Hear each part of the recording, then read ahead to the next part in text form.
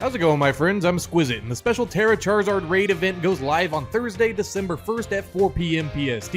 Unfortunately, not everyone that wants a Charizard will get one, due to the high difficulty of this raid. So let's take a look at how the event will work, Charizard, and the Pokemon I've chosen that is best suited to overcome this challenge. The Charizard raid event will be live starting on Thursday, December 1st at 4 p.m. PST, and it'll run until December 4th at 3:59 p.m. PST.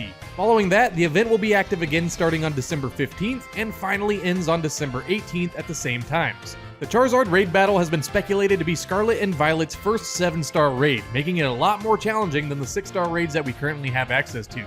That being the case, Pokemon in 6-star raids are level 90, so Charizard will definitely be level 100, making this a formidable challenge. I wouldn't doubt it if the Charizards were also EV trained along with having a good nature and IVs. Now, the way you'll be able to take part in this event is by completing the post-game. The last thing you do in the post-game story will unlock Black Tera Raid Crystals, which give you access to 6-star Tera Raids. One thing to be aware of during this event though, is that you can only catch one Charizard per save file. With the details out of the way, let's take a quick look at why Charizard might be scary. I'm on Pokemon Showdown to give you a good look at what can potentially be in store for us because it is indeed pretty scary. I can almost guarantee that these Charizards will be built in a similar fashion to this to counter its counters.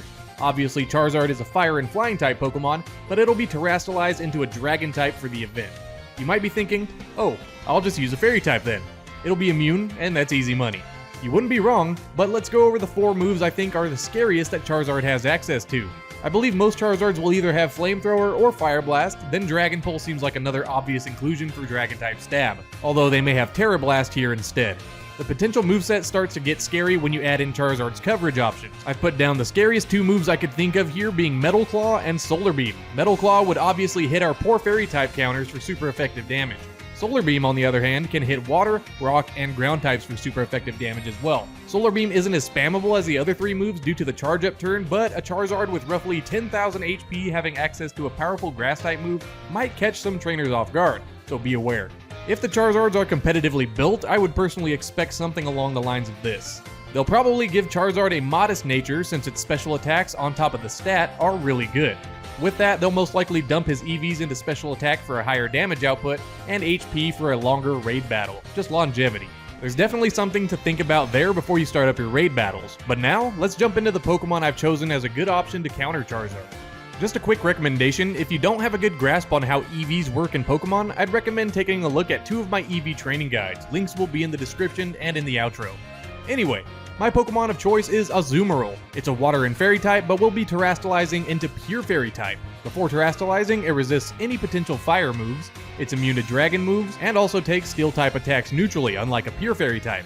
The only potentially scary thing that stands in the way of this Pokemon is Solar Beam. I'm not too sure if they'll give these Charizards Solar Beam, but it's definitely worth keeping in mind. The ability we're going with is Huge Power. It simply doubles the Pokemon's attack stat. For the held item, I'm going with one of 2 options. The best option in my opinion is the Assault Vest. This will automatically boost Azumarill's special defense by 1 stage, but it will lock you into only using attacking moves. The other good option is a Choice Band. It'll automatically boost your attack by 1 stage, but you'll be locked into 1 move, so be careful. Both of those items really shouldn't cause any issues as our moveset only consists of attacking moves like Play Rough, Liquidation, Aqua Jet, and Ice Spinner. Play Rough will be the move we'll be spamming as it is super effective against Dragon Charizard. We'll also get a hefty boost in damage from being terastallized into pure fairy type on top of our attack stat being doubled from the ability Huge Power. Liquidation is there as a stab option, and Aqua Jet is here as a last-ditch effort to get some chip damage off before potentially being KO'd. The final move I've chosen is Ice Spinner for another move that deals super effective damage just in case for some reason Play Rough runs out of PP. A safe bet is to use a few PP ups on Play Rough before the battles. I've gone with an Adamant nature for Azumarill, which is plus attack and minus special attack since we have the ability Huge Power along with 4 physical attacks. The EV spread is 252 EVs in attack and 252 EVs in HP. Attack is a no-brainer. Along with Huge Power, the attack EVs will make Azumarill's attack stat 436. The HP EVs are there because they would be wasted in Azumarill's speed stat. More HP bulk means more survivability. The best Azumarill you could catch in-game is just north of the Casseroya Lake Islet fast travel point in the water. It's very hard to miss as it is glowing. This Azumarill is a static Tera type Pokemon, so it should always be here. The good thing is that this Azumarill has the Fairy Tera type automatically. Just remember, these static Tera Pokemon can't be KO'd in one hit and have to be knocked out of terrestrialization before catching them. After catching Azumarill, you should EV train it, max the necessary IVs using bottle caps, and finally get it to level 100 because Charizard will definitely be level 100. That wraps this one up, ladies and gentlemen. Again, if you're not aware of EVs, I have a couple of guides that should be up on the screen. I highly recommend checking them out because I guarantee EVs will be very important for this battle.